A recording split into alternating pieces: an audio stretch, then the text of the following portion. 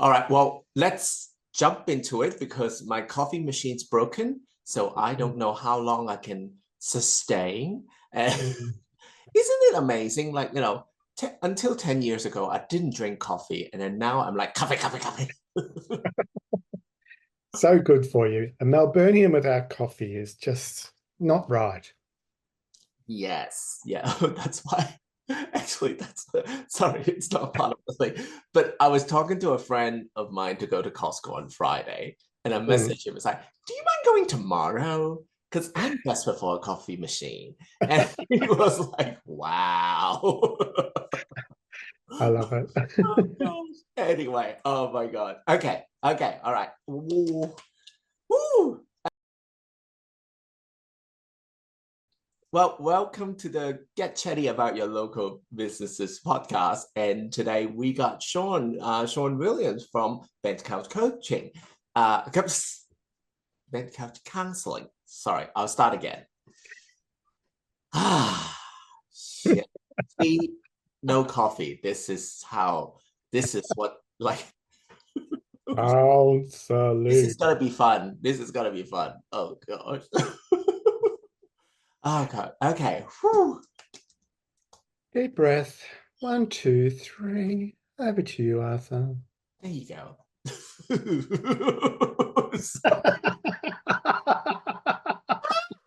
Oh, that was helpful, wasn't it? Well, Yeah, that was helpful. yes. Well, it's the end of 2024. What a year. I'm excited to share this Christmas special with you. In my earlier episode with Shaun from Bent Couch Counselling, we had such a good conversation, and some of the unreleased recordings were, well, very suitable for Christmas, hence this episode. We talked about mental health strategies, personal boundaries, growth, and self-acceptance. It's relevant not only to the LGBT plus community, but these can benefit everyone, friends and allies, and anyone really. And not only the festive season, it should be something that we think about and consider when we do our self-care any time of the year. Shaun is a qualified queer therapist and started Bent Couch 2 years ago, which is about providing inclusive, effective online and in-person counseling. Bent but not broken is one of my favorite things about Shaun's business, and I like his healing and connection nurturing approach, which is especially useful for this point in history. Please note we will discuss mental health in this episode, and it might not be an episode that you're ready to explore, which is entirely okay. The bits of advice were given from a general scenario point of view only, so individual circumstances may be different from one another. If you're looking for advice, please get in touch with Shaun or other mental health care professionals to find the right fit for you. If this episode raised any concern or any topics of concern, I've included some service available in Australia on the show notes or the episode page on chattycurator.com. For me, it's about resetting the expectation, Mm. resetting what the expectation was, what it's supposed to be. Because the thing is, thinking back, when I was living in Sydney, there's a lot of like, there's one time that I actually have like Christmas and Boxing Day, I have 6 different occasions to go to. The Mm. only thing I remember on those days was I was rushing from one spot to another, a little bit stuck in traffic, a little bit pissed off. And Mm. then also, I realized that some of those people I didn't like that much. And then, and indigestion. Yes. And I Yeah. was like, wow. I mean, of course, that now that I'm kind of like, use it as a badge of honor. It's like, oh, I went to 6 social occasions once upon a time, but then I was like, nah, nah. And I think you've touched on a really important point, Arthur. We put a lot of pressure on ourselves for one day. And I Ooh. think, if you can just look at it, like it is one day, and for some it's a holy day, and for some it's a day where they don't want to spend time with other families, or it's one day. So I try to remember, especially when you're in the shops nowadays, at these periods of time, if you go to the shops now, they're chaotic. It's Mm. like the world is closing down. It happens every year this time of the year. There is angry people in the supermarket. There's angry people in the car parks. And sometimes it's hard not to get caught up in that. And when you think this is all for one day, especially at Christmas, and then it's kind of like step back, take a deep breath. And if you don't get, that certain lettuce for the day, or you don't get that certain bread for the day, is it really going to matter? They're the kind of questions that I ask myself some days when I look around the shops. And the chaos and the anger and is it worth it? And to me, that's the power of mental health. So mentally, you can choose to be caught up in the chaos, or mentally, you can step back and go, I don't need to be a part of that. I can actually step back, be happy, and just wait till Boxing Day to go to the shops. It's it's a kind of reassessing and cognitively changing the way that we look at the day. We put so much pressure on ourselves, and that's why I did the article on burnout, and especially for the LGBTQIA community. Some are treated badly. Some are treated very badly amongst their families, and but they still push themselves to go to those events. Yeah. And I think sometimes it's just to please the family. Yeah. What I want to touch on is that because we all have, as we come out, I mean, it's a lot nicer now where the younger generations, they have, they can come out shitting glitter anytime they want, Yeah. and I think it's wonderful. But of course, that one of the important things that is in there there is a, I was about to say generational gap, but it wasn't a generational gap, but there was a gap in gay population, especially amongst gay men, that unfortunately in the 80s and 90s, we lost a lot of gay men. That also means that we didn't have a bigger community than we could have. Mm, And many of the people would be dealing with that sense of loss and then having this reflective moment mm, about what they don't have. yeah. And it could be holiday, it could be birthday, it could be anything. Mm, That when we think about what we don't have and focus on that bullshit, and it is bullshit, it's a combination of a lot of entanglement that gay men, or well, say LGBT plus community, who are adults now, mm, have to unlearn a lot of things now. So I think mm. it is an important part that we look after ourselves and understand what causes that. I think that's a really important point to make, is that, we have and I think social media and magazines and the media in general paints families as this perfect picture. And not one single family that I've ever come across is perfect. They may be perfect on looking on the outside, but they all have their flaws. They all have their those parts that make them unique. And what I want families to do is actually celebrate those flaws. Celebrate when you make a mistake. If you're at Christmas and you burn the turkey, so what? Celebrate it. It's really important for me to, I'm not a perfect human being. I've made lots of mistakes. And at 55, my goodness me, I could write a book on all the mistakes, that I've made before I came out, and the people that I've hurt, and the things that I've done wrong. But can I live just in a world where I wish I was perfect? I'm not. I'm not perfect. And I've had to unlearn a lot of things, and that's okay. That's okay. And when you start to sit in that,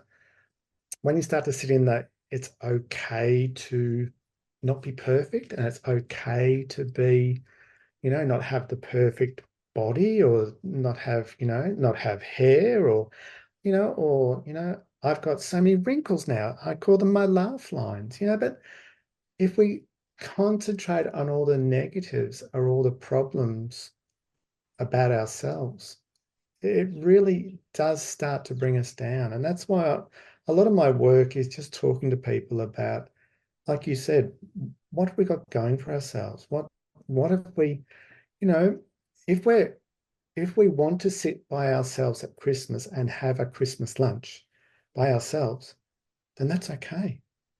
If we don't want to go to a family lunch because we know it's going to be triggering, that's okay. And so, start to, I think Mel Robbins uses it as well. She's this person that I look up to. When you make a decision to not do something, it's okay. It's your decision. Live with it. And when we start to go, oh, okay, yeah, that makes sense. I think what we do is we make a decision, then we spend all this time worrying that we've made the wrong decision. Where Just sharing from my own personal experience is there were times in my early mid 30s that was my most difficult time, because for some reason that I was kind of like, if you may, I was in a bit of a crossroad. It's like the friends that I was with, I didn't know if I want to be around them anymore. I have a new group of friends, and I kind of, because this look, I mean, we all change, and then the group that I was in, that was like, I met them through uni, and was lovely, and I still, I wish them well, but at the same time that I was like, I felt that I was growing apart with them, and I was feeling alone. If me now in my 40s, I can visit my 30 something self, that I could have told him that, you know what, statistically, you're unlikely to be alone, because there's billions and billions of people out there. And the thing is, another thing I learned, that is, I'm kind of like, I'm chatty, and I like to be friendly when I'm out there in social space, but I'm also like a slow cook person. yeah, I yeah, feel that I'm the kind of person that I form better relationships slowly. I don't like to jump in and say, oh, you're my best friend. And I was like, no, no. yeah. Actually, if when I come across people like that, I move away, or being suspicious, because there's something not right. But I mean, obviously, it might just be their natural state. But Yeah. what was interesting, that is, I seek out these little groups and then go in there, and worst case scenario, I come up with no friends, fine. But then there might be one person that I connect with, and then we become friends, and we talk regularly, even outside of the group. And that's an amazing thing. And Yeah. yeah, look, I mean, it's those Instagram feed about like, oh, trouble making friends in your 30s. Like, yeah, try 40s and 50. Good Yeah. luck. Yeah. But then you got to develop your own strategy. Like that's what I was saying. Yeah. Yeah. And I think you touched on the strategy. It's about growth, and it's about realizing that if you move on from old friends, then that's okay, because it's about your growth. And they will move on as well. Yeah. They may come back into your life, they may not, There but you go. it's about growth. And so it's a really interesting point that you make, because when I came out, I lost a whole lot of friends, and that was something that I felt very sad about for a long period of time, until someone said to me that this is your growth. Your journey is to make a lot of new friends. And I thought, but these people have been with me for many, many years. What I didn't understand was they knew me when I wasn't being true to myself. So I was actually, I'm going to say, I was actually the problem. And when I say I was the problem, I was the person that wasn't living truthful to myself. When I started living my true self, a lot of these people didn't want to be with me. And that's okay. That's okay. But for the start, when that happened to me, it was like, wow, okay. And I was busy blaming other people. That was wrong. That is the wrong way to look at it, because it's about you. You're growing, you're changing, you're making new friends. You need to go out. It's time to actually go out and find new communities, because the communities that you had in your 30s, like you, exactly what you said, your uni friends, you know, by the time you get into your 40s, you can't talk about uni anymore because Oh, it's, that's time's gone. You've got a new life. Your life is changing and evolving. before I left Sydney, I caught up with the same group of like friends from uni again, and it was very interesting to notice how much we all evolved. But of course, that understanding that we are now different and Mm. not really in that space anymore, and accepting it. And it is, I mean, they have their own journey and I have mine. And, that's when I was like, you know, I understand now. But, Yeah, I mean, at the time when it happens, then like, when things start to dissolve, that it was like, nope, nope, nope, nope, nope, not a good feeling. it hurts, and there's a sense of loneliness, and there's a sense of, what have I done wrong? Hmm. And none of us have actually done anything wrong. We're all growing in different directions, and we're all so unique. And I say that to my clients all the time. Self-acceptance is realizing that there's not another single person like me or like you, and loving that. Like, I love that there's only one Shaun Williams in the world. God, can you imagine if there was more of us? It'd be great, but there's only one. And there's only one Arthur Chan. So it's about celebrating who we are as unique individuals and going, putting our hand up and going, I'm a gay man and I love who I am. I'm in the middle of my 50s and I'm probably the happiest I've ever been. And I want to tell younger people that don't wait until your 50s. Hmm. Don't wait. Go out and celebrate now and accept who you are. And if someone wants to judge you or, say cruel words about you, that's about them. Yeah. That's not about you. So hold our head, hold our heads up high and celebrate who we are. I know sometimes that is hard, especially during the Christmas period or the holiday period when we're surrounded by these family gatherings. But I'm not gonna dwindle my light for someone else. I don't expect them to do that, So why would I dwindle my light for anyone else? There's another side of this that I wanna touch on, which is you also mentioned it on the article. It's about setting boundaries. Mm. Because the thing is, there's well, look, I mean, holidays or not, every single day we are exposed to different scenarios, different people, everything in between. So that setting that boundary for yourself is important. Can you elaborate on that a little bit? Absolutely. So, as especially growing up, something that is a unique, very unique for gay men, is that we are all people pleasers. We like to say yes. We generally like validation from others. What that does is that stretches our boundaries and we forget our own boundaries. So if someone says to you, "Oh, I need you to drive my car to Costco now, I need a coffee machine." Oops. Most of us would say yes, because we don't want to let someone down, even if we've got lots of plans or there's lots happening in our lives, because we want validation from someone else. That's because we're people pleasers. We've always tried to be better at everything, to a lot of us, to hide who we really were. Hmm. When you put a boundary in and you say, I'd love to, but at the moment I can't because I've got a few other things happening. That's a I'm recording a podcast. Go away. Exactly. And so at holidays, it's really important to acknowledge your boundaries. And if you can't make it for a family, for example, if you can't make it to a family gathering because you know that it's going to be triggering or Hmm. it's going to hurt you, and it's going to, but you've always done it because you're a people pleaser. You need to start setting out boundaries and say, this year, I've got other plans, or I can't come this time. I need to look after me.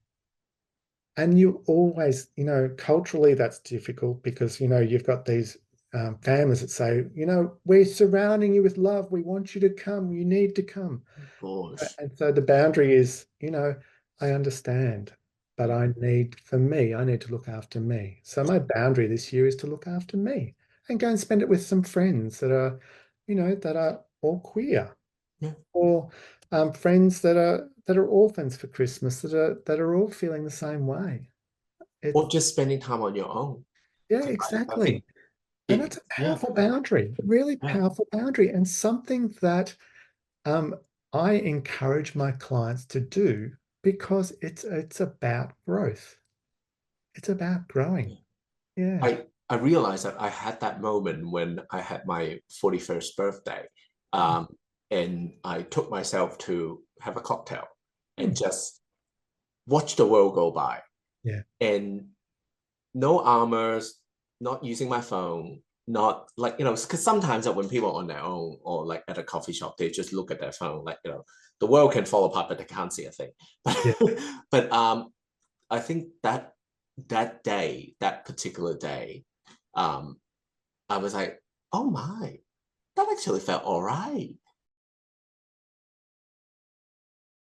So Okay, what we got? We've now, got a quick fire round. Oh my God. yes, there's a lot of random questions that I'm going to throw it to I you. haven't even looked at these Oh, questions. good, good. Oh, God.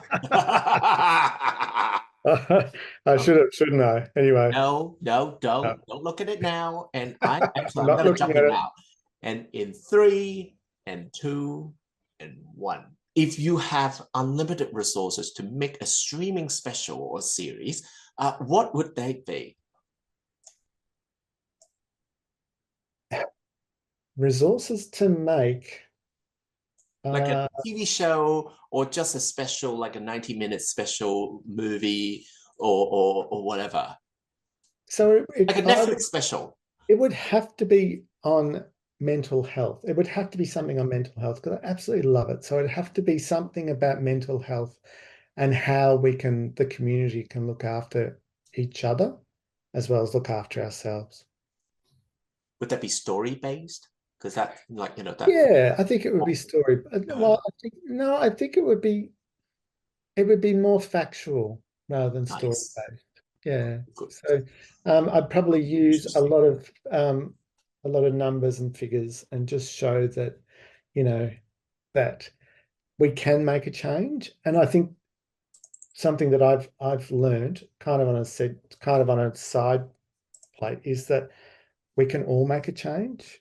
Every one of us can make a change. And I think that's important for individuals to realize. So if I could put that in a documentary or a show for the rainbow community, I would I put mean, that in.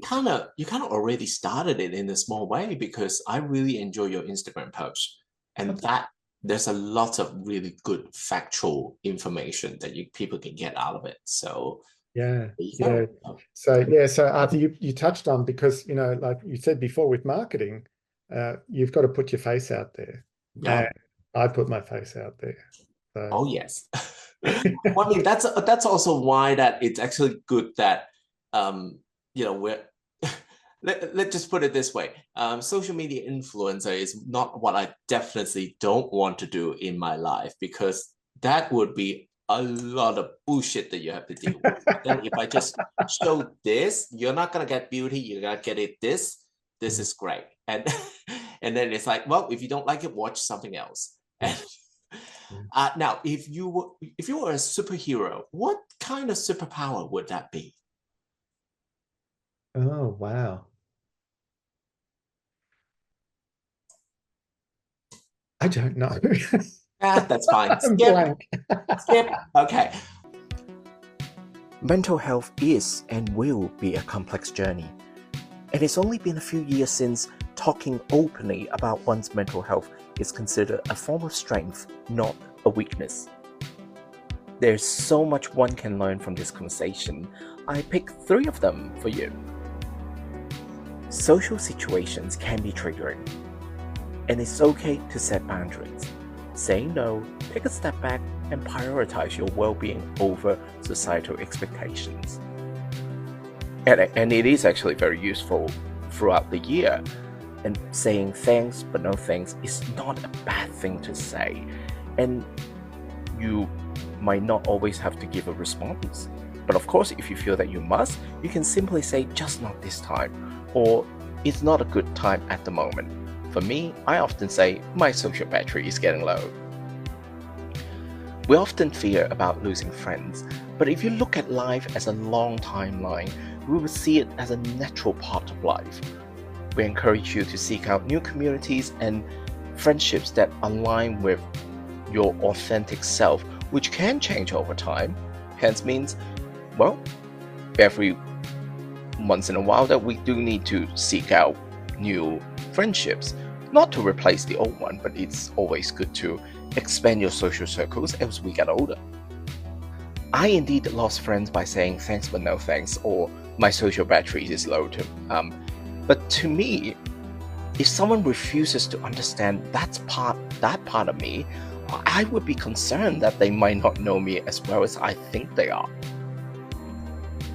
And the third point is thinking about celebrating your individuality. Shaun's work promotes the idea of self-acceptance and celebrate one's uniqueness. He encourages people to embrace their identity and imperfections. And this is a great reminder that, flaw and loving oneself, they're not that different. Thanks for listening to this episode. If you or someone you know might be struggling, please make sure you're reaching out to Shaun or any other mental health care professionals. I've included helpful information and free resources available in Australia in the show notes or the dedicated page on www.chattycurator.com. Before I sign off for this year, I just want to thank everyone. You might have noticed that there's a bit of a patchiness of my posts in the last few months. And indeed, with news around the world and social media and everything, just make me feel like I want to switch off. So I took some extended time of minimizing my consumption of social media and news. For me, it's a great way to recharge. Now, what works for you might be something else, but have a think about what satisfies you. But I have a great time working on this. I want to ensure you that there is 7 more episodes of this series to come in January and February. It's been a really fun time for me to put this podcast together because learning from other people through stories is not only a fascinating thing to do, but at the same time, it helped me to figure out a little bit more about myself. I think the big difference between large corporations and big group businesses is that small businesses always have a little bit of a story behind them. All these initiative projects or creative ventures, they are not easy, but these people jump into it because they like what they're doing. And sometimes that's the big difference, understanding who they are, why they do what they do. It's inspiring and make me want to help them. And I hope that would inspire you to give them a like or let your friend know about these services available.